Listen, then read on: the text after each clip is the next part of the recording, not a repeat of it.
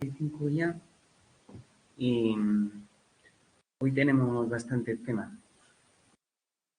Bueno, pues la verdad es que hoy tenemos 3 temas, que son el tema 42 de Norman Conquest, el tema 43, que es Geoffrey Chaucer, y por último tendríamos el tema 44, que es Shakespeare. Entonces, lo que vamos a hacer es empezar por el primero y ir desgranando los temas. La verdad es que son temas que son un poco largos, bueno, como todos los temas de literatura, la verdad. Pero bueno, vamos a ver cómo los podemos desgranar de tal manera que sea más, no sea sencillo el hecho de enfrentarnos a estos temas.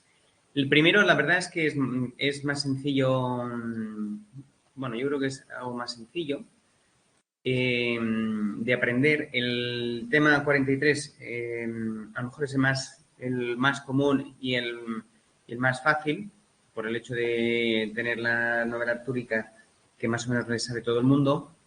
Y luego el tema 44 de Shakespeare, la complicación que tiene es la cantidad de obras que tiene. Entonces, a Shakespeare se le puede estudiar bien por temática o bien por ir analizando tema a tema, o sea, obra a obra. Entonces, bueno, vamos a echar un vistazo al primero, que sería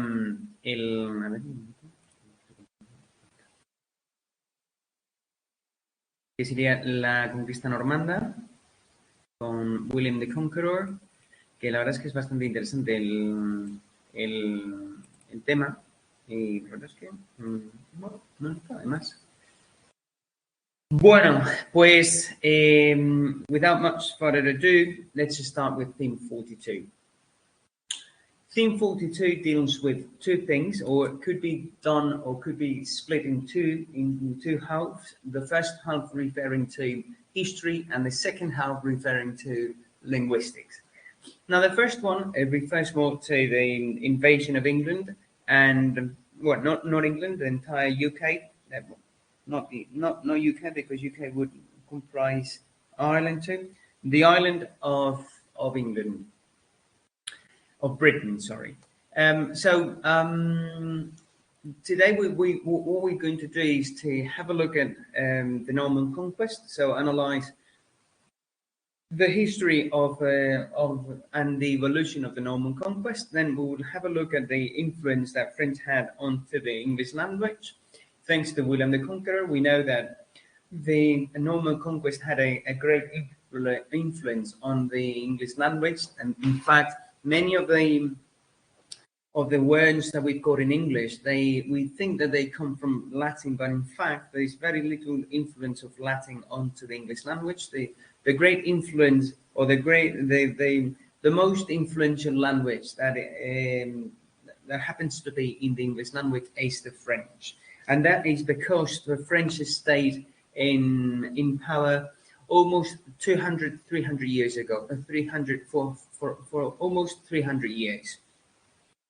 Now, if you remember, I don't know if you remember, but there were some movies in the 90s about the Middle Ages where the English had this kind of civil war between the Anglos and the Saxons, and some of them, and for example, in the Ivanhoe novel, there is this difference between the Anglos and the Saxons, and the Normans. The Anglo-Saxons and the Normans.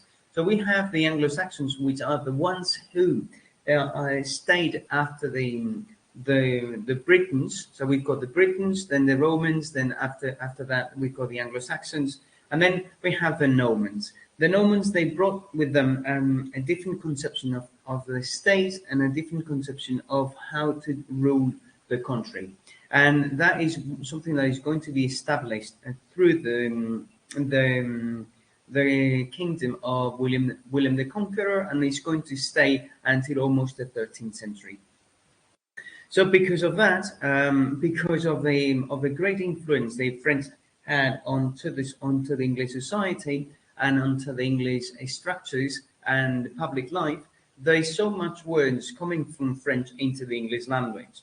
Latin had less importance than French because the Romans, they did not merge with the Britons. They had their own system, their own public life, and they didn't merge and they didn't mix with the Britons. The Britons were on one side and the Romans were on the other. So there was no sort of a communion as is going to happen with the Normans. So when we deal with the Norman conquest, there are three names that we need to have in mind. The first thing is that when Edward the Confessor died in 1042, when he died in, yes, I think it was 1042, there were three heirs, or the three men that were up to or wanted to be crowned as King of England. One of them was William the Conqueror, the Duke of Normandy, who was in fact, or who had, who was basically, or he was promised the throne of England, and in fact he was thought to be the successor of Edward the Confessor, but really, because Edward the Confessor had liaisons with the French crown, so because of these relationships that it had with the Normandy in England, so the families of the William the Conqueror and Edward the Confessor were family, in fact. But the bourgeoisie or the aristocracy of the Middle Ages in 1066 were very powerful at the time, and the king did not have this great power. It was not this absolutist king as in the rest of Europe. The king in England was kind of weak, so there were many aristocrats that even had more power than the king.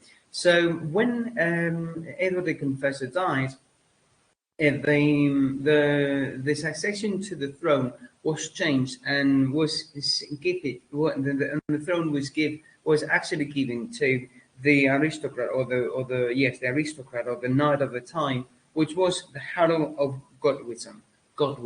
Now, the family of Godwinson was one of the most influential and powerful families in the entire territory. So that's why and also they were kind of a distant relative from the King Edward. So in fact they were crowned. Harold Godwinson was crowned as king, but since the throne was first promised to the Duke of Normandy, William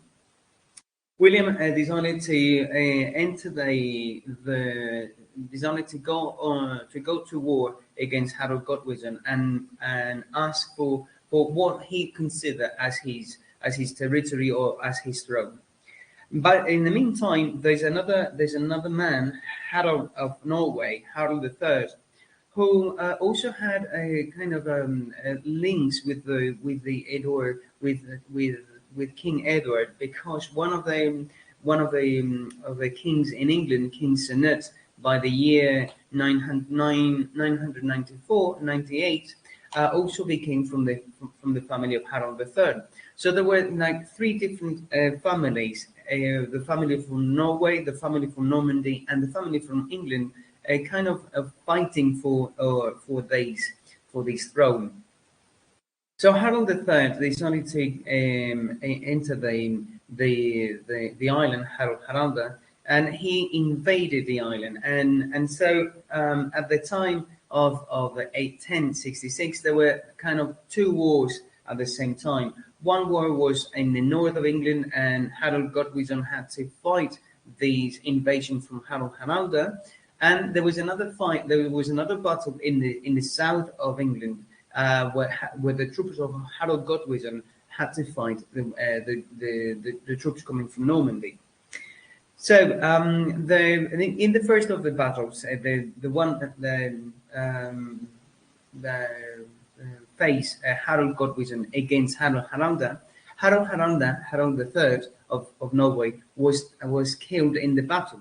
So in a way, Harold Godwinson was triumphant in the north of England. And at the same time, he had to go back to the Battle of in 1066 to fight the invasion coming from the south, coming from the Normans. In that battle, which is called the Battle of Hastings, Harold Godwinson was killed with an arrow. With an arrow. So basically, William, the Duke of Normandy, was crowned, won the Battle of Hastings, and he was crowned King of England.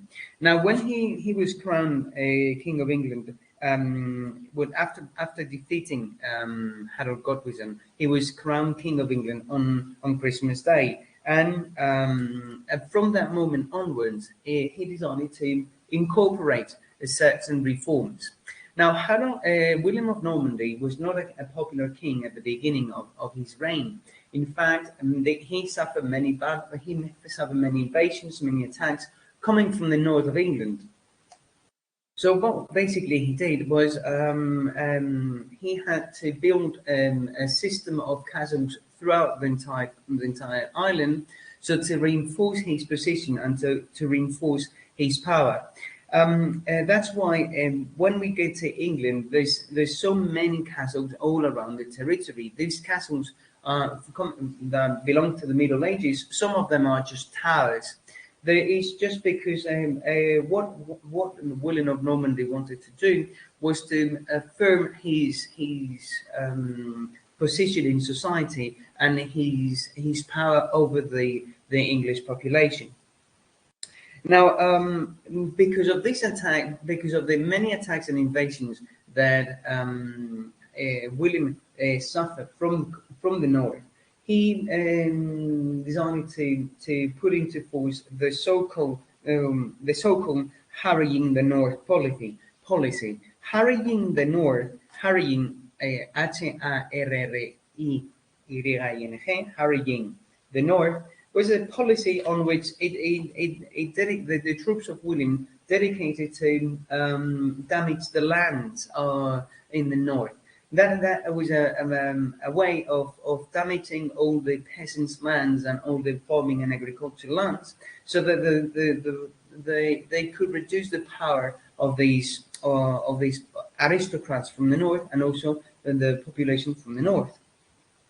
Also, what he did was to reinforce his power by replacing the English landowners by the Norman landowners. That meant that the former aristocrats, they were no longer aristocrats because they had backed Harold Godwinson, and he replaced them with noblemen coming from Normandy. So what we have here is this: he changes completely the feudal system, and he changes completely the power of society. So if before the power was entirely British or entirely English, Anglo-Saxons, now the power is going to be completely French. They're going to be French from Normandy. And so most of these noblemen coming from Normandy, they only speak French, they do not speak English.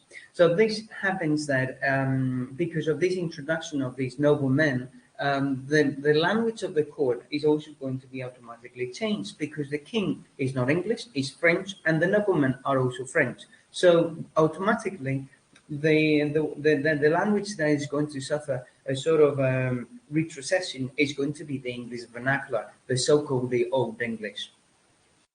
So all of these was recorded into what it was called the manuscript, the Domesday. Now, the Domesday is a book that in which what we have is it's the vast changes that William the Conqueror introduced when he was crowned as King of England. It was sort of compared to the Bible because of its extension, and it had two volumes, and which summarize more or less all the accounts and all the features of each of the counties. What William the Conqueror did was, with this book, was to recover all the information coming from the counties, so that he could control how many lands there were, what was the production of each land, and so by that he understood, and he got more or less a wide scope of the wealth of the country. He also, with this book, what he did was to partition and to divide the country into 7 different parts, and each of these parts into 3 or 4 commissioners. That is, what he did was to comunidades autónomas. He divided the country in different counties so that each country could be governed easily, and also they could get money easily. Then also in this book, what he did was to record the land of the land to use, which lands were used, the life of the locals, and also certain disputes between neighbors. Now, with all this, the William the Conqueror, what he did was change completely. He also introduced not only changes in the court, in the political aspect, but also in the religious aspect. What he did in religion was to replace also all the abbots and all the archbishops of the English religious court, and he appointed new members of the church. Again, members that came from Normandy and came from France. So what we have again is a complete and a radical change of the structures of society and the conception of society. Now, the English are the so-called Anglo-Saxons of Britain are no longer in power. So they kind of the language that they use is going to be only reduced to their own places or to their own houses. So kind of there's a retrocession on the way they speak the Old English, and they are going to learn, and they have to learn the French language. So with the time, with the English, what is going to experience is a sort of merging of 2 languages, a sort of interlanguage, as if you want to mention us like that, and between the French, the Old French, and the Old English. Now, what were the consequences of this conquest? Well, first of all, it broke the links that it had with the Scandinavia, and up until the 11th century, Britain had sort of relationships with the Vikings or with the Scandinavia. There were many immigrants coming from the northern parts of Europe, Denmark and also the Norway or Sweden, coming to the north of the island. Now, with the conquest of William the Conqueror, what is going to happen is a shift in the international relations. England France is going to drag England towards the European continent, and so the relationships between England and the northern part of Europe are going to be broken. Also, the introduction of a new feudal system. So, as we have already mentioned, William got rid of the Saxon noblemen, and he established a new feudal system and sort of an absolutist way of coping or dealing with the country. Now, the powers of the country are not going to be on the hands of the noblemen, but rather they're going to fall onto the kings. Then the church, well, as we said, there's a great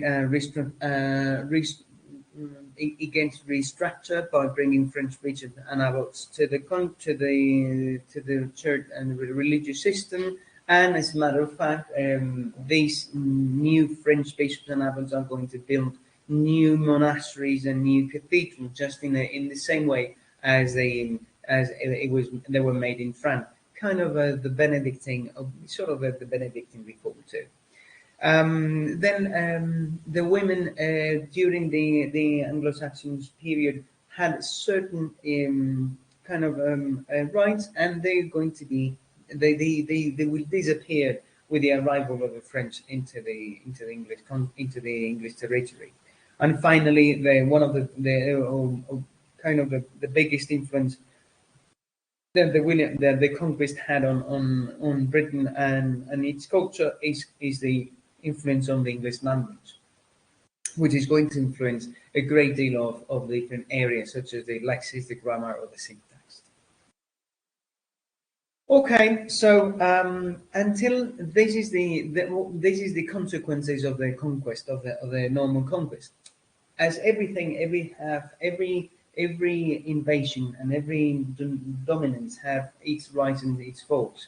We've got the rise of the normal conquest would be the entering of William the Conqueror into the island, and then this kind of French influence over the island is going to be it would start to disappear around around the end of the 20th century or the beginning of the 13th century.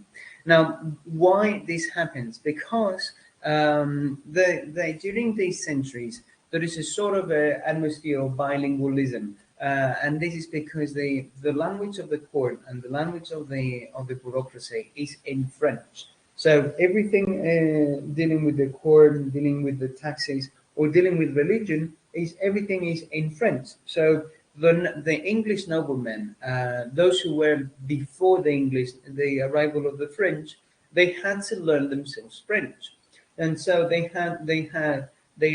spoke French in the administration and English in their houses. So there was a sort of a bilingual period during those periods.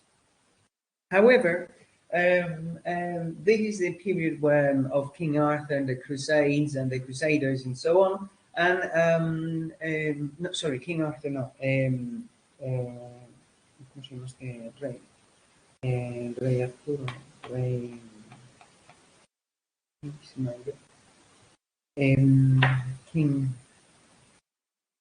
King Richard. King Richard. During King Richard reign, he had to leave England to defend Bethlehem from the Arabs and from the Muslim expansion. So what he did while he was in Bethlehem fighting against the Arab expansion was to leave his brother in power. Now, his brother John, and although we see his brother John as he's considered as a weak man and as the sort of the bad guy of history, what King John saw was that the economy of the country was in a very bad state, and was in a very bad state because of all the crusades that England financed at that moment. You know that there were 3 crusades, most of them financed by France and England, so to defend the Bethlehem site. And so what he did, King John, was to raise taxes in order to cope with all the expenses and all the debts. Now, because of this fact, at that time, Normandy was also or belonged to England, and because of this rise of taxes, Normandy decided to leave England and so to ask for independence. King John was not in a position was not in a great position. In fact, was in a very weak position, and so he lost Normandy. With the losing of Normandy, there's a sort of started of disappearings or starting to reduction of French influence into the British into Britain and into the Isle. And so, although during the 13th century French was the language of the administration, there were many English-born noblemen that started to think, and they started to try to vindicate the use of the English language as the language of the country, as the language of the nation. There's a sort of English Renaissance patriotism during the 13th century, where the noblemen are tired of these French administration and the French influence, and kind of the new noblemen, which are born from this union between the French, between the Normans and the Anglo-Saxons, kind of try or look for a new sort of how can I say, a new sort of nationalism or national identity. And consequently, because of this need of becoming a new nation or detaching themselves from the French influence, they started to speak these Old English. However, the Old English that they started to speak did not have many languages because, as you know, the English had been replaced by the French for almost 300 years. So from that moment onwards, there was the English. What they did was to use certain words coming from the French language, give them an English pronunciation, and so to little by little incorporate the new words into the English language. And this happens because when a language does not have the resources to have or to invent a new word, or does not have any word to refer to the things, it just takes the already existing words from other countries and incorporates them into their own into their own language. That happens usually for example, in Spanish we have it with the computering information. All of the computering vocabulary comes from an English. The software, the hardware, all of that comes from the English language because there is no other no other word to describe that in Spanish. So they just incorporate it and they change the word just by the pronunciation, nothing else. Right, so what about the linguistic influence of French over English? Well, we have different influences that has to do with the phonetics, with the lexics, and with the grammar. Now, first of all, with the phonetics, this is probably the most recognizable aspect of these influences. Now, we've got in Old English period, there was only the unvoiced fricative sounds, the f, s, and sh. Now, the f coming from the fish, this coming from pass, the th from thief, and sh from she, right?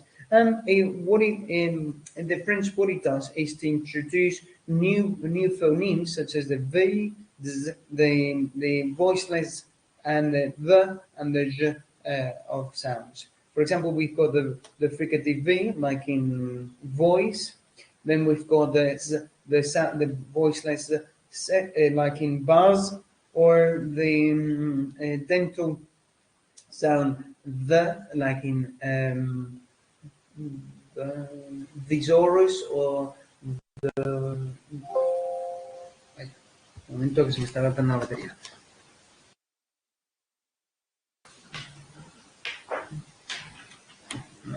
Ahí.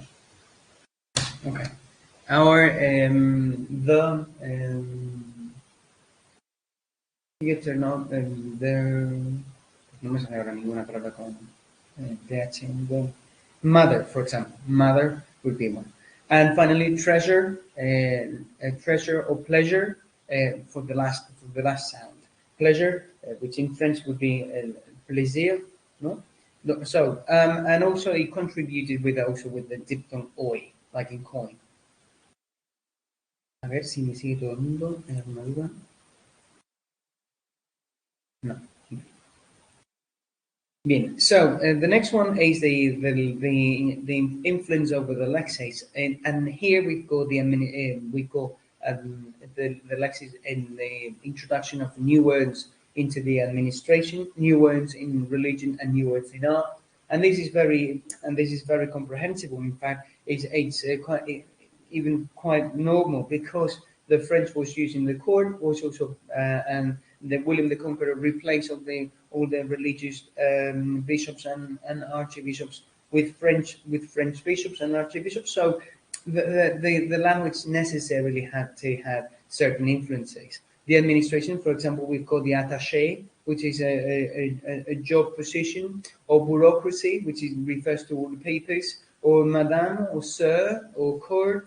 Madame coming from madam, in English would be madam, coming from the French madame. Sir, like coming from the French seigneur, le seigneur, seigneur, sir. And finally, the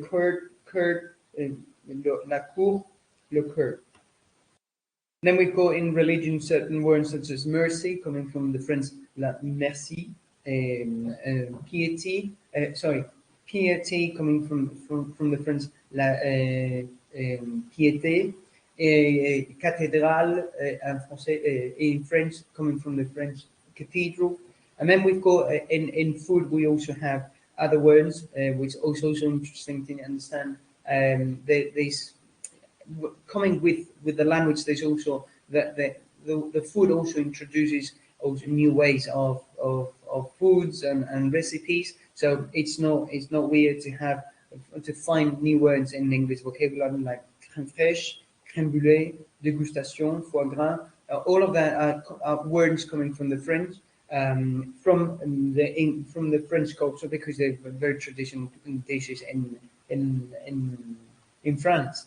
And then we've got in art, which is these words are not from the French invasion, but they are also words are incorporated into the English language because these trends were born in France, like Art Deco, Art Nouveau, Avant-Garde, Belle Époque. All of these words are just artistic movements that are born in France, and they are also transmitted in the same way to the rest of the rest of the European continent. In Spain, we've got Art Deco, Art Nouveau, Avant-Garde, y la Belle Époque. So we've got these three words are equally the same in all countries. Right. What are the other expressions? Well, we've got in syntax, we also have influence of French. For example, words such as or expressions such as le bon vivant, coup d'état, or rendezvous.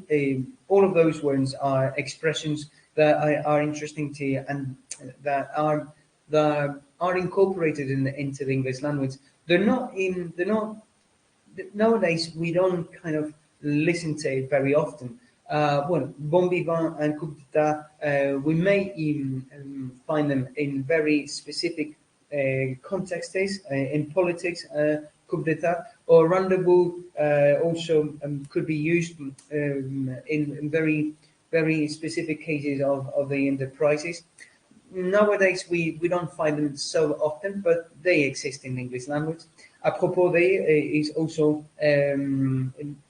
is an expression coming from the French, probably not used now and not used anymore in English language, but there is some deviations from these expressions that could be that are its origin is in the French language. We also have derivations in mythology, so the suffixes that meant and able are not suffixes that do not belong to the Latin word. They belong more to the French word. For example, development meant is a French suffix, so it's also incorporated into the English language, and it comes from le développement, and able coming from the French language. So as you've seen, they're not all of these suffixes are necessarily originated with the William Conqueror's conquest.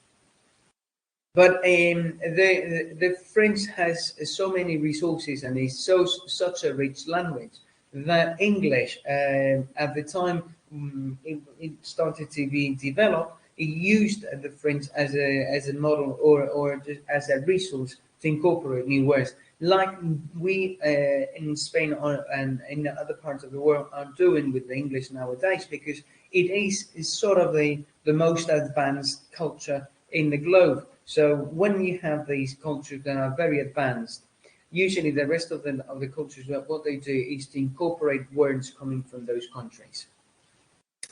And adjectives, we also have the fronting of the adjective, which is very rare in English language, but it also happens. For example, attorney general. Right. Let's have a look now to the conclusion that we regarding this theme.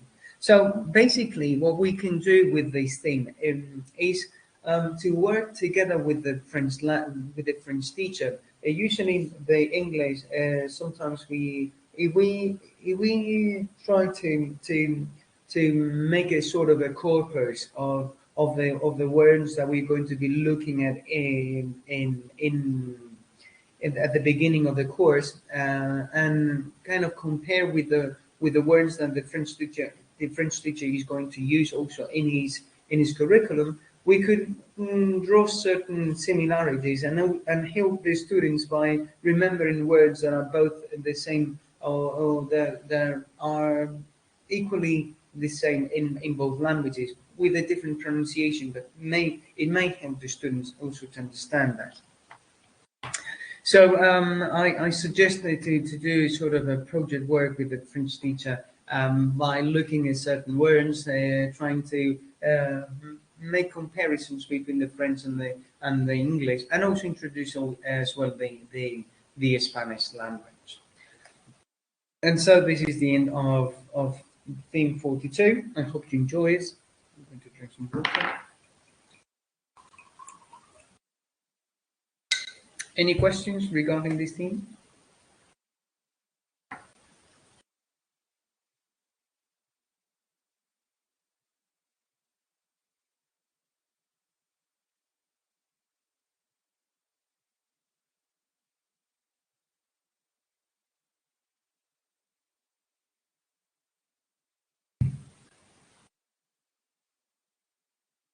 Genial. Pues voy a terminar de beber agua. Vale. Pues pasamos al capítulo, bueno, al tema 43. Vale, voy a cerrar este. Fuera. Pasamos al capítulo 43. Chaucer Literature. Compartir pantalla. Vale. A ver, un momentito, que es que me está escribiendo mi padre.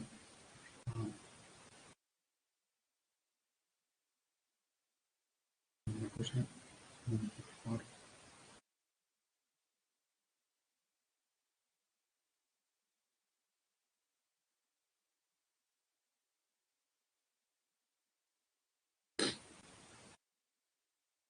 Vale.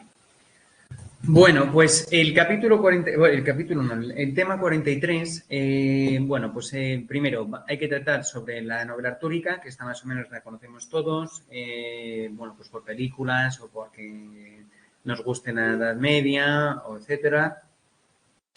Y luego, pues Geoffrey Chaucer, que sería lo que es el autor a tener en cuenta dentro de este tema 43. Cuando hablamos de la literatura medieval, a lo mejor es interesante mencionar Beowulf, ¿vale? Y pues un poco dentro de los cantares de gesta y dentro de estos movimientos de la lírica de la Edad Media. Son movimientos que tienen una cierta acogida en todas las sociedades mundiales o europeas, porque si nos damos cuenta, en España, nuestro cantar de gesta, podríamos hablar del Cid campeador como, bueno, pues esta especie de mezcla entre realidad y leyenda. Luego la canción de Roland en Francia y, por último, la novela artúrica en Inglaterra. Entonces, básicamente todos más o menos tratan los mismos temas, o más o menos van de la mano en ciertos temas que tienen que ver, pues, el court law, el amor cortés, la religión, y un poco, pues, también en la novela artúrica, pues nos podemos encontrar, pues, un poco ciertos personajes, ¿no? Que le aportan, pues, una cierta riqueza a lo que es la novela. La novela artúrica y también se me ha ido la pinza, y también de Beowulf, que también es otra especie de cantar de gesta, también un poco, en el que también, bueno, pues es un poema muy rítmico, muy sonoro, sobre todo hecho para que los juglares de la época lo pudieran aprender de memoria y entonces lo pudieran cantar, ¿no? Entonces, bueno, más o menos esto es lo que nos vamos a encontrar en este tema. What I suggest is to start the theme right away. And so, first of all, we start with the introduction with the Old English period. Now, there are different periods in the English language: the Old English period, the Middle English period, and the Modern English. Now, the Old English period basically is the period that goes from or goes and almost until the Norman conquest. Now, when we did refer to the Anglo-Saxon Chronicle, which is sort of the first one, the first poems or the first manuscript that we have in Old English, is a sort of group of manuscripts dating back from the 19th century, which records the history of the Anglo-Saxons. Now, during in these 9 manuscripts, there's some parts that are originals, and some others just are preserved certain aspects, certain parts of these manuscripts. They're not entirely. So there's a sort of losing of some information of what happened in England from the invasion of the Romans until the invasion of the French. So usually in these prose or these the prose of the Anglo-Saxon Chronicle recalls back a bit the history of the end of the Roman domination until the beginning of the French domination, and so more or less it tells us about how was England at that time. Now, during that period of sort of not obscurity, because it's not obscure, but it's something where there's not much information. We've got the poem of Beowulf. Now, this poem is made of 3,289 poems, and it's written entirely in Old English. The poem deals with the central figure of Beowulf, who is sort of a Germanic hero who arrives to the island to find certain evil forces which are frightening the peasants and the population. Now, these sort of forces or evil forces are Grendel, who is the kind of evil monster, who's also and also Grendel's mother. No, so what are the influences of this poem? Now, Beowulf is sort of because of this time there's no European influence as such. It comes from an influence, or the influence that he receives is sort of from the Germanic tribes, where they praise this individualistic hero who has nothing to do with the Christian tradition of the hero whom is worried for all the peasants and or for all the people in the community. The Germanic hero is something different. The Germanic hero is an individual man who relies on his force, on his strength, on physical strength and mental strength in order to fight the evil forces. So the difference basically that is between a German hero and a Christian hero is the German hero is not driven by emotional or anything regarding emotions, or does not look at the flaws of the people, but rather is driven by physical strength and both mentally and physical strength. So it's this kind of grand man who is able to fight against everything with his own figure. Now, there's also in the old one of the themes of the central scenes is this kind of this loyalty to the chief and to this great leader who is able to defeat all the evil forces with his own force. And so Beowulf sort of is a sort of an altruistic poem because what he's trying to do is not to fight against men, but he's fighting against the evil forces. So basically, Beowulf arrives to the villages not to help the peasants or to help the village itself and men, but to fight against the evil. he's not interested in saving the population, but is interested only in killing and exterminating the evil of the village. The poem is a kind of allegorical, because Beowulf represents this sort of light and brightness in a world or in a moment which we or historian has called the obscure the obscure Middle Ages. We don't know much about the period of the Middle Ages, and this late centuries, the 7th, 8th, 9th, are also seen in historiography as kind of obscure or dark, because there's not much information about what happened during these periods. Beowulf does not share the same motivation as the Greek heroes, because the Greek heroes fight for themselves. They just only fight to transcending history. They do not fight for any other cause than for themselves. They sort of a kind of a selfish heroes. Whereas Beowulf is more of an altruistic hero who tries to help not only society, who tries to help society by killing the evilness of the village. Well, what about the Arthurian legend? What is all about the Arthurian legend? Well, King Arthur's novel is a novel that has had is very intricate in the into the British culture, and there has been many different versions of King Arthur's novel. There are versions in which suggest that King Arthur was an Anglo-Saxon leader. There's other theories which suggest that Arthur is a Roman leader who was left behind when the Romans decided to leave the country.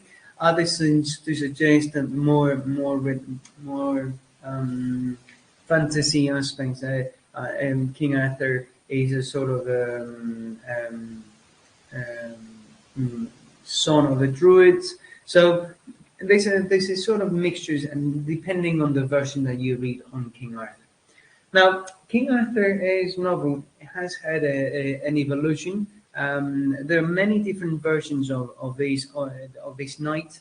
The first one would start in the year 800 with Historia Britanniae, which is written by the poet Memnius. In this poem, or in this work, Arthur is portrayed as an army leader who faced the Saxons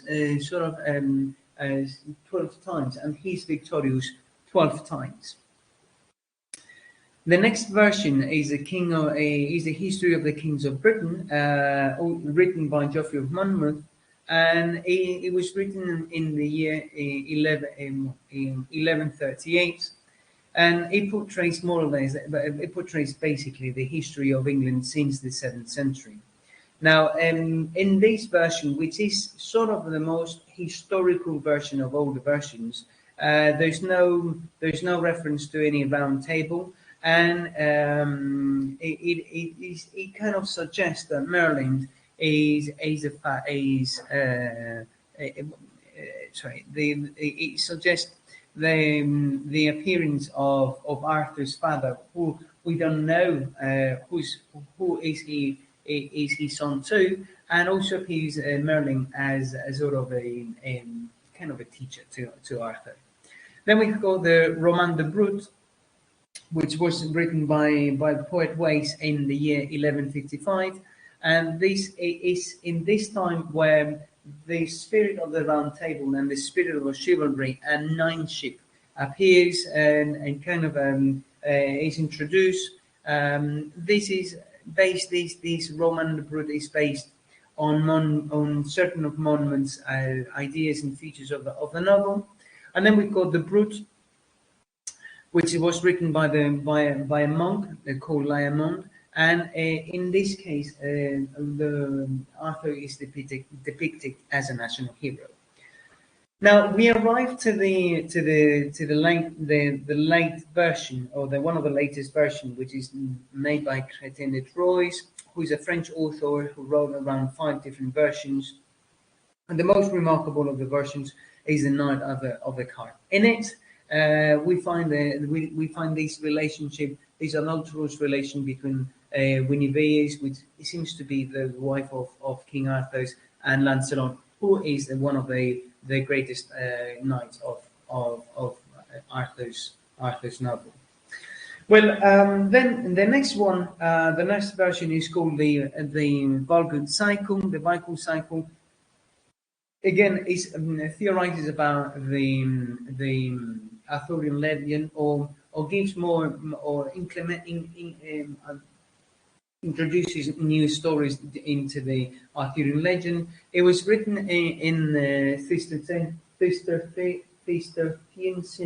monastery around the year 2012, and in it includes 2 different stories. The first story referring to the history of the Grail. In it, the search for the Grail from King Arthur and the rest of the knights. And the second story refers to more of these adulterous relation between Guinevere and Lancelot. Now, the first part refers to Lancelot and basically describes who is Lancelot, who seems to be this kind of son of the fairy of the lake. Then we've got the quest for the Holy Grail, and finally the death of Arthur, in which it also portrays this relation between Guinevere, Lancelot, and the end of King Arthur's periods. La Morte d'Arthur, written in 1485 by Thomas Mallory, narrates chronologically the history, or the story of King Arthur, and in it is this introduction of what we have as the or what we identify more the King Arthur novels, where the themes as court love, the fellowship, and the end of fellowship are introduced. One of the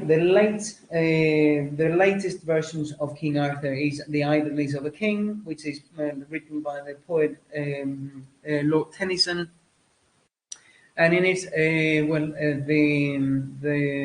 the poem is it's a combination of the 12 different poems, which has 4 parts. The first one, Aeneid; the second, Vivien, Elaine, and Guinevere.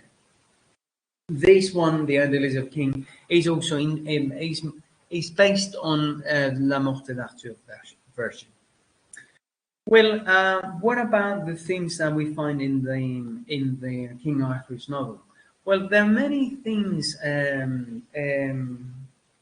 regarding this novel, but the most important could be first the Round Table, and second King Arthur himself. Who is this man?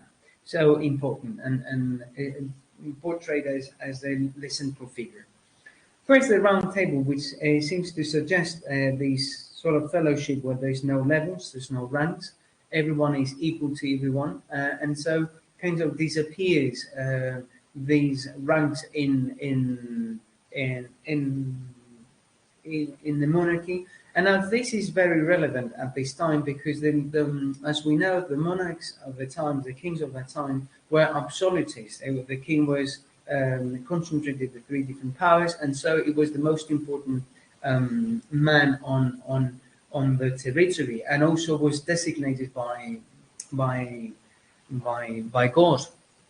So this suggests is a very not controversial, but very liberal idea, in which it suggests that this man that is designated by God and who owns the 3 powers is equal to everybody and could be treated equally to everybody. So more or less, or kind of this religious idea, this Christian idea that Jesus Christ is the savior of humanity, and so kind of the king is again is man as everybody, and it tries to help the others. And the next one is King Arthur himself, who seems to be a flawless and hero who can't do anything wrong. He's almost divine, and he's almost divine, or he's given this divinity idea because of this idea of being the man designated by God, being the chosen, the primus inter pares. The primus inter pares means the first among equals. And so he symbolizes more this idea of the round table. He is the embodiment of the true, the honesty, and the humble of not only being a god, but also of Christianity itself, what it means to be a Christian. But also, at the same time, King Arthur is also depicted with human features, and he's depicted as a with faults, imperfections, almost becoming mad when he knows about the adulterous relation between Guinevere and Lancelot, and it seems that this kind of weakness that King Arthur shows brings even more or brings more charisma to the figure of King Arthur. Well, we end with ideas of King Arthur novels. Also,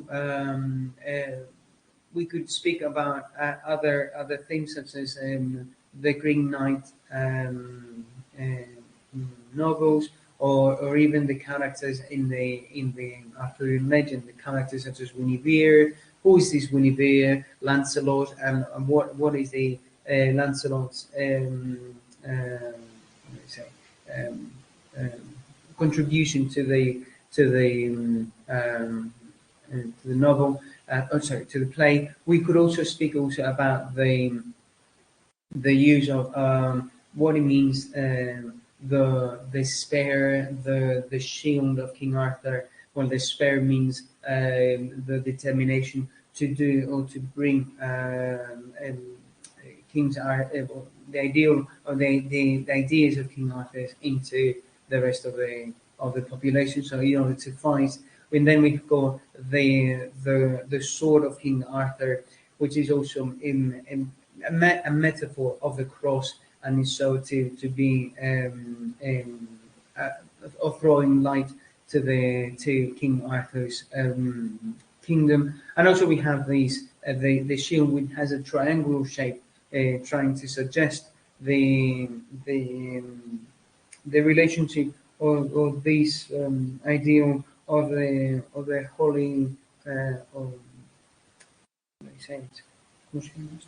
la Santísima, the mystery of the Holy Spirit, la Santísima Trinidad. Dios es al mismo tiempo Jesucristo y el Espíritu Santo. Entonces, el misterio de la Santísima Trinidad, que está representado en lo que es el escudo de los caballeros, con esta forma triangular que podemos observar en un escudo, ¿no? Digamos que es it is a sort of a protection, this shield, and it suggests that the knights are protected by God and by this mystery of the Holy Spirit. Well, this would be the end of King Arthur's. Let's go with Geoffrey Chaucer. Geoffrey Chaucer is one of the most important and remarkable poets of the time. His contribution to society is very important, since he's one of the ones who's going to portray society as it is during the 13th and 14th century. Now, it's a very important historiographical novel because it gives a lot of light to how was society at the time. Now, Geoffrey Chaucer, before writing the Tales of Canterbury, he had a life, quite an interesting life, because he was first he was trained in the court. He helped in the court. He spoke English, French, and Italian. He also was a kind of a diplomat, and afterwards he was also he lost what do you say, the the trust of the king of the time, and then he was not in prison, but he was sent away from the court. But then he was able to win back again this trust and join the court again. So more or less, he's a man that knows well his time and knows well the political aspect of his time. He wrote different stories: the Book of the Duchies, the Parliament of Fools, the Legend of Good Women, and Troilus and Crusades, before writing his most important play of work, which is the Canterbury Tales.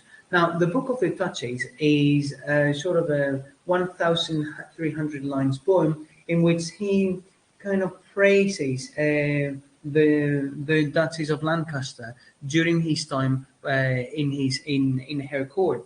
Now, Geoffrey Chaucer, when he was a young man, was sent first to the king's court to become sort of a courtman, and then afterwards he was also sent to the Duchess court to learn the aspects of the court.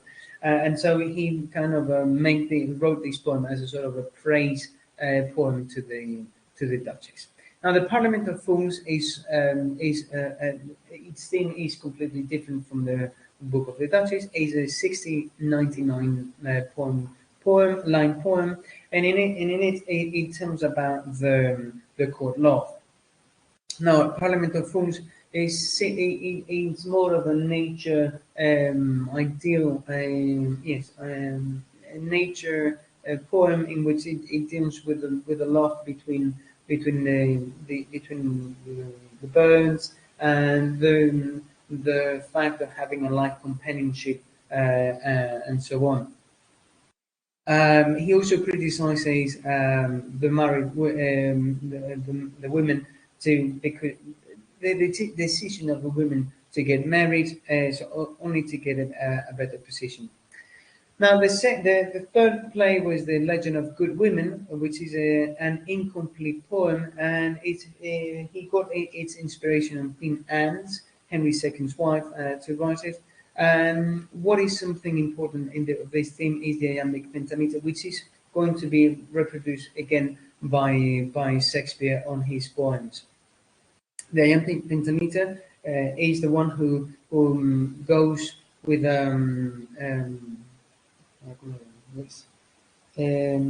has a very strict pattern of stresses. So it's just the first syllable is not a stress, and the second syllable is a stress.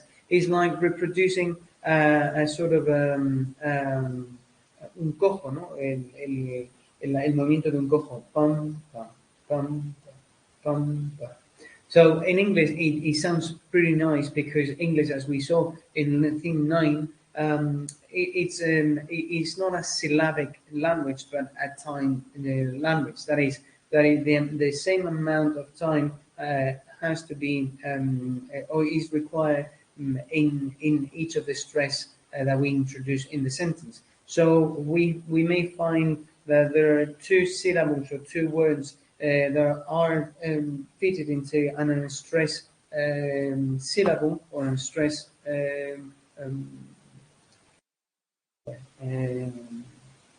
beat, and then we have just one syllable that is giving a longer pronunciation, which is given in the stronger beat. Now, the Troilus and Crusade is a poem inspired in the Philostrato of Boccaccio. We know that Geoffrey Chaucer had some relations with Italy because of his role of diplomat. He also met that Boccaccio and the Renaissance movement. The Troilus and Crusade is an 8,239 epic poem, and also refers to the catastrophic love between Troilus and Crusade. Now, Troilus forms for Crusade. Crusade's father knows about this love, and he sends away Troilus. Crusade forgets about this love and falls for another man. Troilus tries to win back the presents loves, and then he got killed. And then once he's in heaven, Troilus regards as to crusade, and kind of mocks at them because of this situation. Now, it is considered to be its best work, although the most famous is the Canterbury Tales. Now, the Canterbury Tales are so important because what it does is to depict the social class of the 14th century. It's a sort of a great picture of how was Britain and in the 13th and the 14th century. And it also gives us a great depiction of the social status, of the status of, of the different status of society. Now, the Contemporary Tales basically is a work on which the characters, they compete among each other to tell the best story on the way to the Cathedral of Canterbury, where the shrine of Thomas Becket is buried. Now, it's a sort of trying to entertain these pilgrimages, and so to make it more interesting. Now, so each of the pilgrims that appear, they tell a story, and they agree to tell a story, and they tell a story as they are on the way to Canterbury. Really, this book is incomplete because Chaucer intended to write quite a lot more tales, but he only got to write 24 short tales. Now, what the most or the things that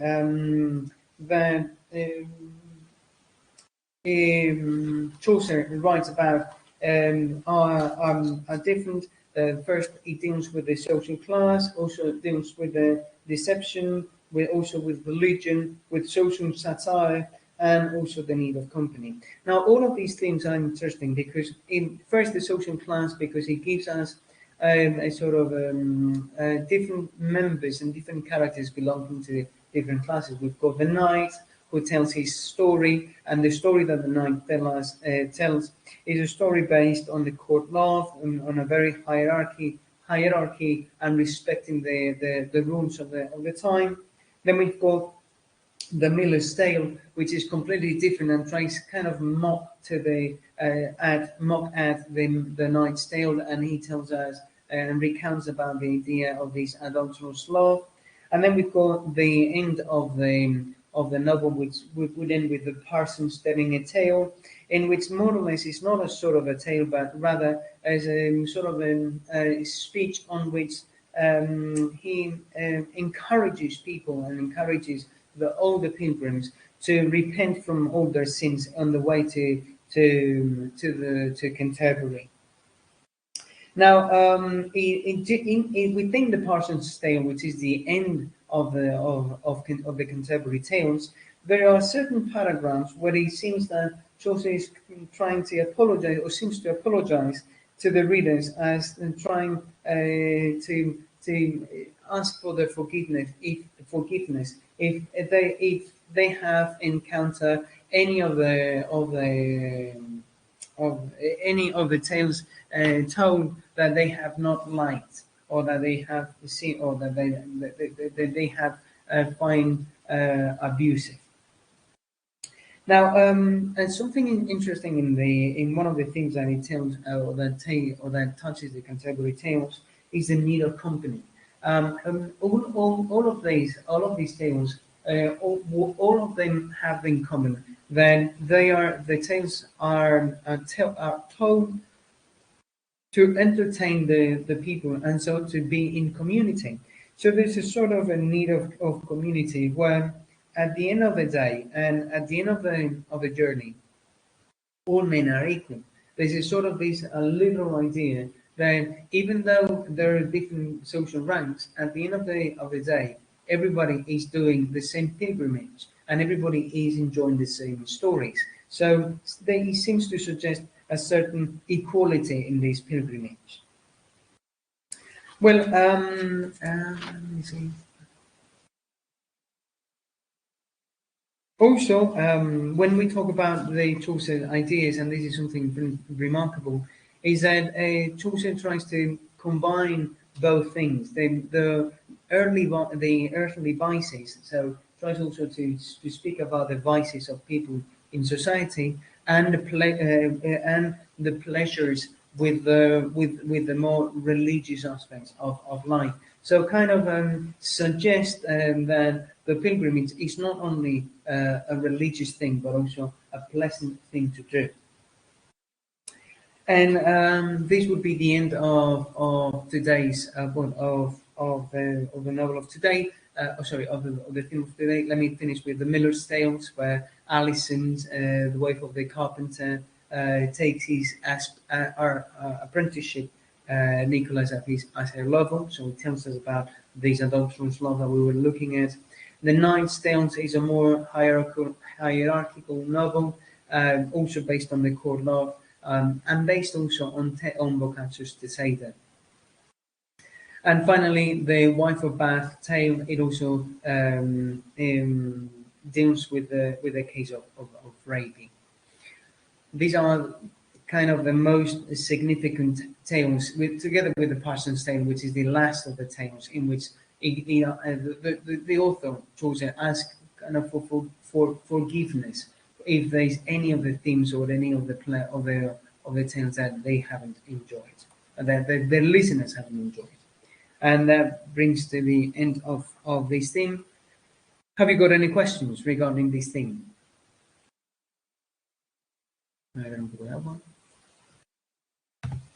Now, I haven't said the conclusion about this theme, but basically, it's something interesting to have or to analyze is the relationship that we may establish between the chanson de Roland in French with the Arthurian legend and the El Cid Campeador.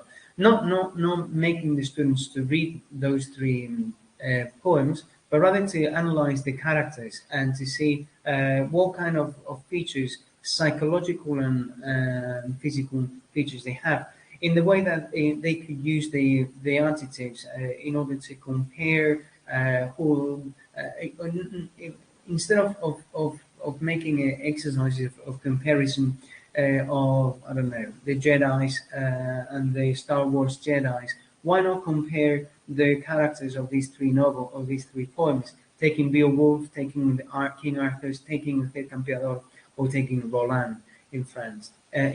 So, and making from literature, although they do not read actually these poems, just take those characters so that we implement certain aspects of culture within our classics. This is something very interesting to do, and not many people do it. Bueno, voy a beber un poquito de agua y pasamos al último, que sería Shakespeare. To be or not to be.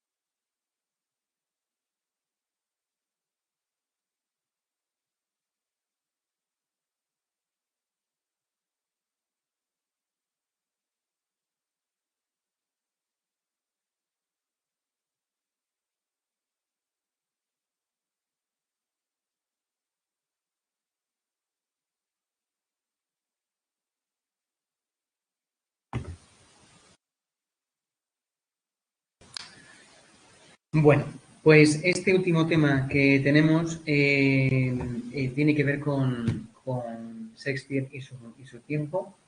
Bueno, yo no sé si esta tarde tenéis algo planeado. Si no tenéis, si hace mucho frío y no queréis salir por ahí, pues a lo mejor os interesa ver la película de Anonymous, ¿vale? pues un poco habla de la relación que existe entre Shakespeare y Christopher Marlowe. En esta época nos adentramos en lo que se llama el English Renaissance Theatre, un poco esta forma de teatro que tiene que ver con las ideas renacentistas, pero bueno, en el que realmente podríamos hablar también de una Golden Age en el English Theatre, porque tenemos a John Webster, tenemos a Christopher Marlowe, tenemos a Shakespeare, por supuesto, como grandes autores, John Webster como The White Devil, ¿vale? Y luego tenemos también a Christopher Marlowe, que, bueno, pues es un poco el que inicia un poco este tipo de teatro. Y luego, bueno, pues evidentemente Shakespeare, el cual, bueno, pues es muy interesante porque tiene un gran recorrido. Es un autor muy, muy universal en el sentido de que es capaz de hacer teatro y poesía, y además que sus obras o las obras que ha realizado son obras universales. Muchas veces lo que se hace es comparar a Shakespeare con Cervantes y de hablar de los dos grandes escritores del tiempo, ¿no? Lo que pasa es que, claro, Cervantes es más que poeta, que lo es también, es, digamos, novelista. Y en el sentido de Cervantes es más nacional, puesto que las obras que escribe, la obra que escribe Cervantes, es el Quijote, realmente o sea, la base de esa es España y lo que es el español. O sea, realmente es la mentalidad castellana y habla de la mentalidad castellana. O sea, Don Quijote es un hidalgo castellano que se le ha ido la pinza y entonces, bueno, pues relata un poco las aventuras, criticando un poco la literatura del momento. Pero realmente no tiene o a mí me parece, no tiene una proyección tan internacional y tan trascendental como la que puede tener Shakespeare con sus tragedias. Las tragedias de Shakespeare, que son 4, King Lear, Othello, Hamlet y creo que The Tempest, realmente vienen a mostrar pues un poco con el conflicto humano. Realmente Shakespeare es un autor tan reconocido a nivel internacional, no por sus obras, sino por lo que implica en sus obras y la emoción que implica y la emoción que hay en sus obras, ¿no? Sobre todo a lo que se refiere con los conflictos. La pregunta de Shakespeare, el to be or not to be, es muy curiosa porque es una pregunta que ha quedado en el imaginario universal, pero pues es una pregunta muy interesante. Es una pregunta que tiene casi una cuestión más casi filosófica e incluso psicológica, ¿no? Entonces, en este sentido, hablamos de Shakespeare como un autor universal. Entonces, bueno, vamos a echar un vistazo a todo lo que es la época de Shakespeare. Si queréis también podemos hablar de Shakespeare in Love. Si queréis, esta tarde podéis hacer un maratón de obras de Shakespeare. Shakespeare in Love y Anonymous. Solamente pues un poco para recount this thing. Bueno, ¿de qué va a ir el tema? Pues el tema, we're going to analyze the political context, we're going to analyze the literary context, we're going to then focus on the Shakespeare lives before London, and then in London, and then Shakespeare plays. And finally, we will look at the Shakespeare sonnets, which is also something interesting to analyze because it has a lot of information. No sé si alguien ha estado en The Globe, el teatro de London. Si no habéis estado para ver alguna obra, como filólogos, os recomiendo ir por lo menos una vez en vuestra vida a ver una obra de teatro al The Globe. A pesar de que no os apetezca, yo, por ejemplo, no era muy fan y no sigo siendo muy fan del teatro. Sin embargo, sí que he estado para ver Julio César en el teatro de The Globe y la verdad es que es muy interesante. Es muy interesante porque realmente reproduce todo lo que es it reproduces the conditions of the theatre of the time. So you can be standing up for 3 hours enjoying the play in the pit, or you could be in the roof galleries sitting and enjoying the play. I was sitting in the roof galleries. Was really interesting. I think it was worth it. I went with the Cambridge University in summers in the in the summer course, in the international summer course the University of Cambridge organised, and it was really nice, very interesting. I recommend, really, I recommend both the international summers course in Cambridge and also going to the play in Cambridge. Sorry, in England, in London. So today's, let's just start with Shakespeare political context. The first thing we need to have in mind when we talk about Shakespeare is the War of Roses. The War of Roses is sort of an English civil war between two families, the Lancaster and the Tudors. The Lancaster against the Yorks, and it is believed that this sort of family battle ended with King Richard III, who was crowned as king and married a member of the York family. Now, the union between the Lancaster and the York family would be Henry IV, who defeats Richard's army in 1485. From that moment onwards, the Tudor dynasty is inaugurated in England until Elizabeth II, which would be the end of the Tudors. Now, Henry VIII would be known for his several marriages, trying to look for a heir. His first marriage was with Catherine of Aragon, and he fought for his divorce with his first wife. And that fight against the Pope to obtain the divorce made him to reject the Catholicism and inaugurate another sort of branch of Christianity, and this branch of Christianity was not Protestantism, was called Anglicanism. Now, by the year 1534, Henry VIII completed the Act of Supremacy, which established more or less the disagreement with the Pope on the annulment of marriage. He crowned himself head of England and head of the state. So head of the Church of England and head of the state, is sort of a pope of the Anglican Church, and this made a sort of a rupture with the idea that the kings were nominated by God. Now, Elizabeth I, she was the daughter of Henry VIII. She was kind of a queen who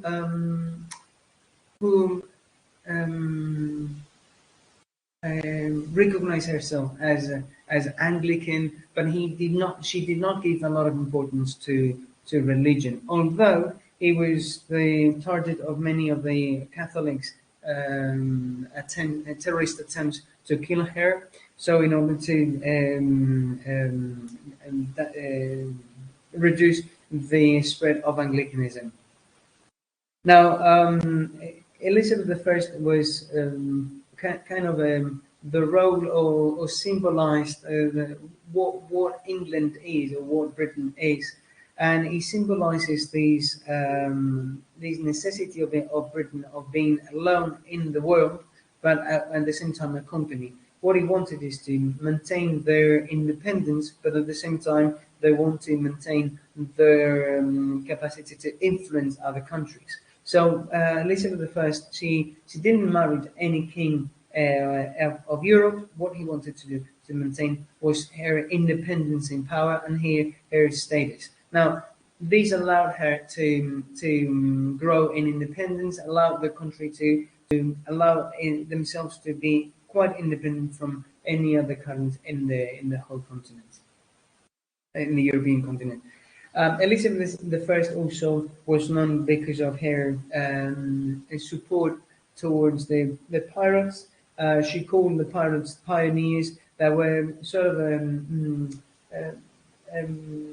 pirates at the service of the church, but at the service of the country. But if they got caught, the country and not the crown would answer for them. So they were kind of these romantic ideals that they were fighting for the country without the support of the country. Now, so this is basically the historical or the political aspect that we have during Shakespeare's time. Very much of a bloody time with many wars and many conflicts during his time. And also, despite these many wars and these many bloody times and wars, what we have is the two currents of thought coming from the Renaissance, the humanism and the Reformation. Now, humanism kind of tries to detach from the Middle Ages as ethnocentrism, where God was the most important thing, and the humanists they start to think that the most important thing is man, and everything has to revolve around mankind. And so they start to think about these ideas of tempus fugit and carpe diem, where they understand that life, that we are in the earth to enjoy our life and not to be afraid of God. So again, the mentality shifts and changes, and the most representative authors of this new era of freedom, liberty, and kind of enjoyment of life is going to be portrayed by the Italian authors such as Boccaccio and Dante, and Petrarch, Boccaccio and Dante.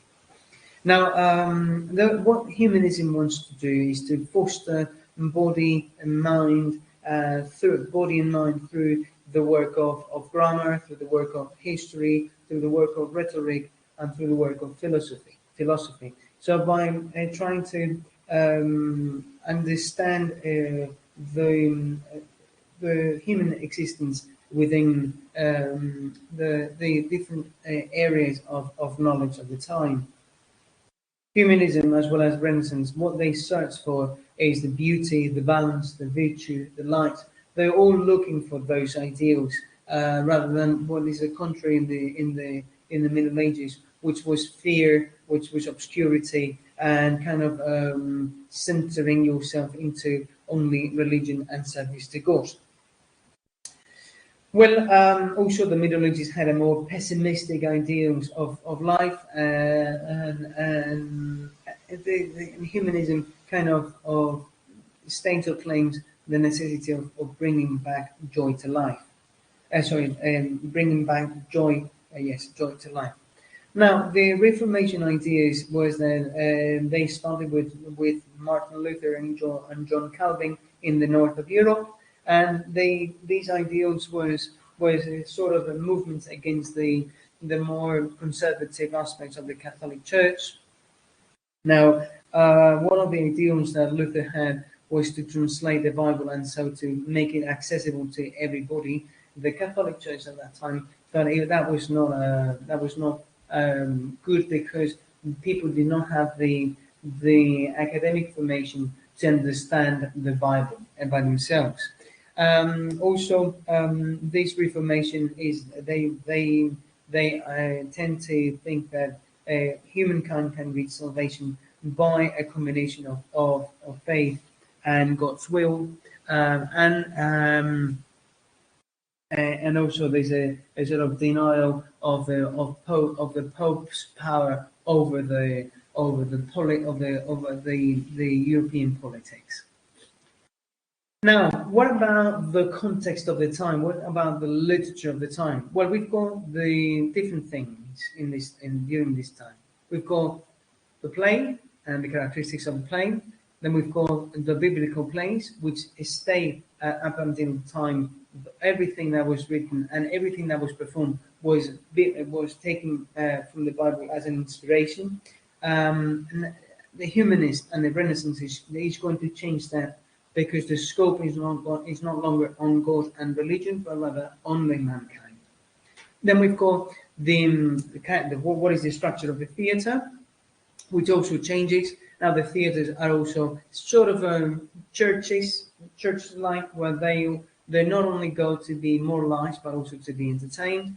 And then we've got finally the Chronicles, which is a sort of historical novels, so to make people understand on the evolution of the history of the country. So, what are the characteristics of the play? Well, first of all, the new plays were accompanied by music. Women were still banned from acting, so the role of men, the role of women were performed by men, and so men. There were, in fact, in this aspect of the ideas of men being women, this travesty thing is very present in Shakespeare play. There's a lot of deceit referring to these change of sexes and so on. Also, the companies, there was no this recreation of sceneries, and so most of the plays they took, or there were very little scenery production, and most of the clothing were donated by noblemen. Now they are also influenced by Seneca's some Seneca's aspects of play of the Greek Seneca philosopher. So, for example, in section we have Macbeth with the ghosts, and there's also these Aristotelian ideas of the tragedies where the audience must experience the fear and pity in order to understand the play. Now, the biblical plays were plays that were written before the arrival of the Renaissance, and they were inspired on the Old and the New Testament. And the Chronicles are the ones who started to think about the evolution of the histories of the country. They praised British history, and they were done so to praise the English patriotism. Remember that during this time there are many nations interested in invading England. The French and the Spaniards are looking for the invasion of the island. So the British, they need to reproduce this sort of place, so to become also to reinforce this patriotical feeling of being British. Now, then we've got the structure of a theatre. If before the theatres were done or performed in the streets, the arrival of the Renaissance brings with it a new idea of how to of a theatre. It is rounded with the pit in the front, so that the music in the pit, so that they can accompany the play. The stage is simple and it's open to the open air. There's roof galleries where the noblemen could sit, and the peasants would be standing on their feet in the pit. And it had an octagonal shape, just like the globe nowadays. Now, how was Shakespeare before? There is not Shakespeare. We know everything about Shakespeare when he was in London and when he was writing his novels. His plays, but who was Shakespeare before coming to London? Well, Shakespeare was born in Stratford-upon-Avon around the year 1564 and died in Stratford-upon-Avon in 1616. Now, Shakespeare's father was a merchant later and was sort of a successful. In fact, it is quite understandable that at the time where there were no schools, Shakespeare, because of his father was kind of a successful merchant, he went to the grammar school, where it is thought or it is believed that it is where he learned and when he got into touch with English language. And so from that moment he got this sort of understanding of the humankind and the capacity to rise. Now, there is little data about Shakespeare's childhood and education, but it seems that he's gone to these grammar schools in Stratford. Now, by 1582, he got married with Anne Hathaway, and Anne Hathaway, who was older than him, and the people speak about Shakespeare's lost years, and it seems that from his appearance on London and the the years that there's nothing, there's no Shakespeare anyway, and there's no any information about Shakespeare. There's kind of two theories. One that he was hiding from a local landlord for a poaching game, and or that he might have worked as his schoolmaster. Now, in 1580s, he finally arrived to London, where he would start to be the author that we all know today. Now, when Shakespeare was in London, he started in 1590 in the Lord Chamberlain's Men, where he's the most important and remarkable company of his time. These Lord Chamberlain's Men were a company of authors and actors that were financed by the nobility, and afterwards working for this company, he changed to the King's Men. Now, by 1599, the Globe Theatre is already built, and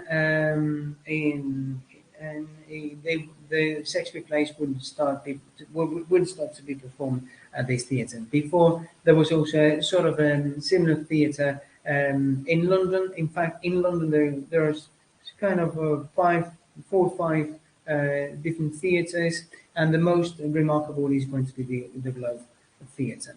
Then we got Christopher Marlowe, who's believed to be the one who started to using the blank verse, and his most important place is Dr. Faustus and Tamburlaine, by which there's a sort of humanistic ideals on which he focuses more on the emotions of each of the characters. Then we've got John Webster, who wrote the White Devil or the Duchess of Malfi, who also uses these two plays in order to manifest the great violence of the time, and also starts to have quite a great understanding, even psychological understanding of the characters. So, what about the Shakespeare writing style? Well, we've got the first.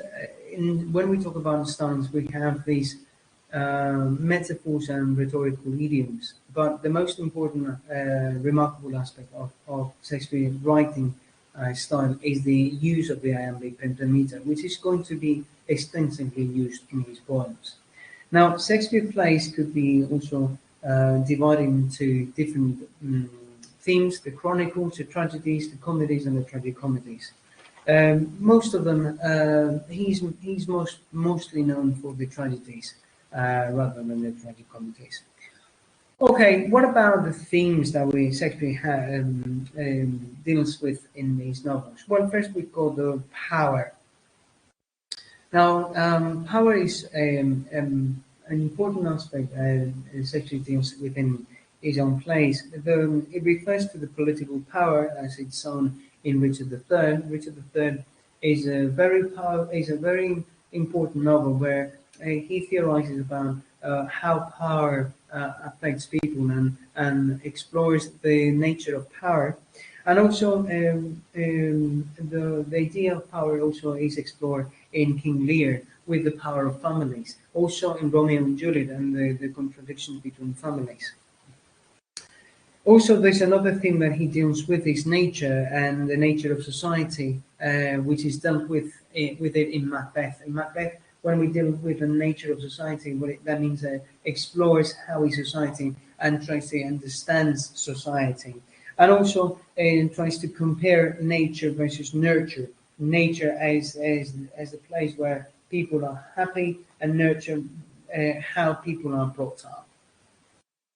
Love and relationships are also something interesting to analyze. We've got the rational love between Romeo and Juliet, which is almost even about lust. This lust, which also appears in Othello, who in this story of adultery.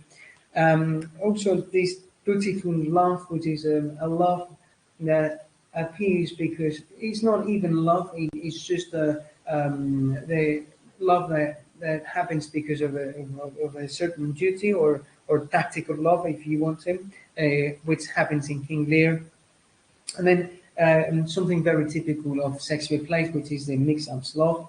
The mix-up love happens in Midsummer Spring, where the different characters fall for others, and so there's a sort of a chaos in the novel, which is at the end restored again.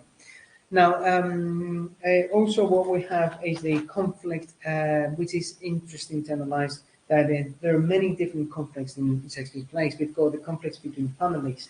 Romeo and Juliet is one of the greatest conflict that happens.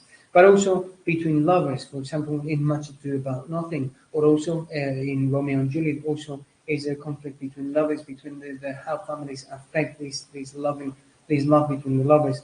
And also, probably the most important thing is the emotional conflict, which is portrayed in the tragedy of Hamlet. To be or not to be. That's to be an assassin or not to be an assassin of my father's assassin, of his father's assassins. Okay, so we also find this deception, which is also very typical of Shakespeare, where where things seems not to be as they are, and also plays with also the gender deception, also playing with men being women and so on. So these kind of travesty things. Hatred and violence are also are two of the themes that also appeared. Hatred also, we may find some certain hatred in the Merchant of Venice towards the Jew, and in violence, there's a great violence because of this period of being in war constantly, with the War of Roses, then with Henry VIII, war against the Pope, and then Elizabeth I with the constant wars against Spaniards. So we also may think about the order, disorder, and then change. Shakespeare also also writes about, or the structure of Shakespeare plays is always about the order and disorder. So first, everything seems to be in calm, and then there's an element that introduces this disruption and this change of the natural order. For example, King Lear goes mad. In Midnight Summer Stream, they change the law. In Macbeth, he's told that he's going to be king, but then he's consumed by his ambition. Or in Othello, the wife isn't faithful, and then from the moment the captain thinks that his wife is being unfaithful, it becomes the kind of the disorder. And Hamlet also realizes of his father's murderer, and then he lives in this disruption, almost madness moment in which to avenge or not avenge his father's murder. So there's a sort of a transformation in these ideas, again, of this order to disorder aspect. And this idea of then when everything is in order, there's a disorder, and this disorder happens because of something. Now, when the character realizes of this, of his mistake or of his fault, and then when he realizes and he really is sorry for what he commits, then it seems that the character is forgiven, and so the order again is restored. And also he suggests the idea of suffering as a mean to change the soul of a man. So it's by suffering then when the humans can change, and humans can understand the other people's suffering. So we also we haven't talked about the love. We could also talk about love, individual love, like a personal conflict. We also have the soul love, the social love, this love that is tactical love, that is a love so to arrange marriages and so to arrange families. And then we've got this natural love, which is sort of well, all that has to do with the sobrenatural. No sé cómo decirlo en inglés.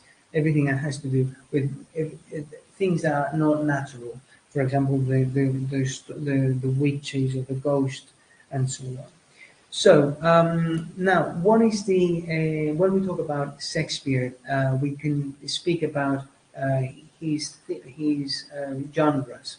Now, the chronicles are the ones who are stories about, or the story of the characters. In this case, we've got Julius Caesar and Richard III, which is a sort of a kind of propaganda to justify the origins of the Tudor dynasty.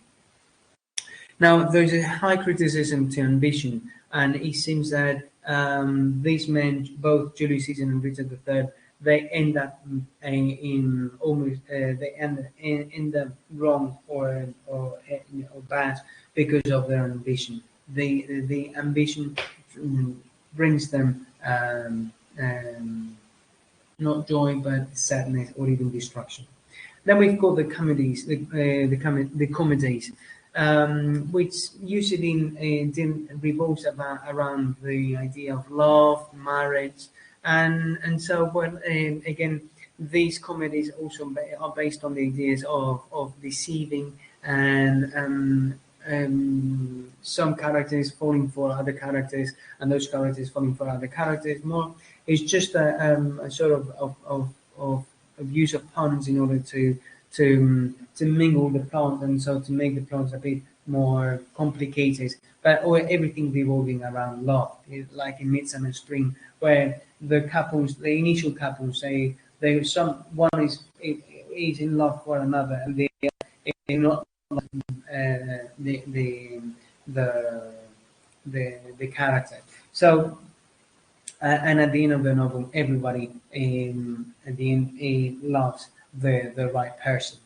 Now we've got then the tragedies, which basically focused on the character's psychological description, and the main themes are ambition and moral failure. In this case, the ending of these tragedies is it has to restore back the order, but by restoring the order means the madness or the death of the protagonist. This happens with Hamlet, with Othello, King Lear, and Macbeth, and the great tragedies of Shakespeare's plays. Tragic comedies are sort of not as gloomy as the tragedies, but certain introduces also a certain tragedy within these ideas. Among the most famous of these tragic comedies would be The Tempest, which is one of the latest works of Shakespeare, published in 1610. Okay, the end of today's would be Shakespeare poetry, where what we've got the features of the sonnet. They are published in 1609. There is a set structure of three different structures. The first 126 sonnets seems to be direct addressed to a handsome young man. There is a subtle erotism in which the poet suggests to this young man that he should worry or that he should worry about beauty. Now, during these 126 first sonnets, the basic themes that are dealt is the passing of time and the sexual betrayal. Rather than there's nothing else, there's nothing more than that. From sonnet 126 to sonnet 152, there is the appearance of a lady, of a sort of a brunette lady, not African but brunette lady, that is sort of fascinating to both this young man, which is described in the first 126 sonnets, but also to these poets who's addressing to the young man. So there's a kind of a trio here, relationship between these these three characters, where there's this relationship is described as sort of lustful but also obsessive relationship. And at the end of this relation, there's a sort of a rejection towards this young man. And the last two sonnets are sort of irrelevant sonnets, kind of two sonnets to finish or to end up the poetry, and are dedicated to both Cupid and Spring. Obviously, Cupid is the angel of love, and Spring is the period where is the season which is associated with the beginning of love and the beginning of the beginning of love. So as they are thought to be irrelevant, but but really they're not that irrelevant. They're kind of interesting to understand that the references to Cupid and Spring are not done are done intentionally. So to remark these the importance of love. Now, according to the structure of these of sexy poems, where we've got first the iambic pentameter, which is interesting as what we said before.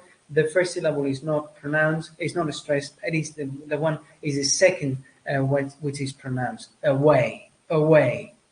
And then the rhyme patterns, when we've got the Petrarchian sonnet, which is 4/4-2, that's the structure of the Petrarchian sonnet. But Shakespeare introduces a new sonnet, which is in fact even today called as the Shakespearean sonnets, which is 4/4-4-2, which it gives the three first verses the same structure with the same rhymes, and then the last of the sonnet, the last are just a couple, two verses. Whereas the Petrarchian tries to seek for a more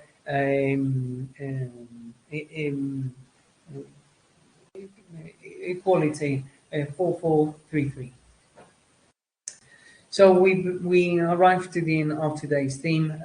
Shakespeare is a fascinating author, kind of a universal author who focuses on the humankind and the forces that drives the humankind throughout the entire life. It's no wonder that he uses a lot of references to sex and erotism, because we are in a Renaissance, and kind of they are both praising these liberty and freedom from the Middle Ages, but at the same time there's a worry towards life and towards the passing of life. So in this case, Shakespeare combines differently the themes in order to produce these great comedies, these great tragedies, which still today have a lot to do, a lot to say to society and to the people who like to go to the theatre. Okay, this is the bibliography of today. Any questions so far?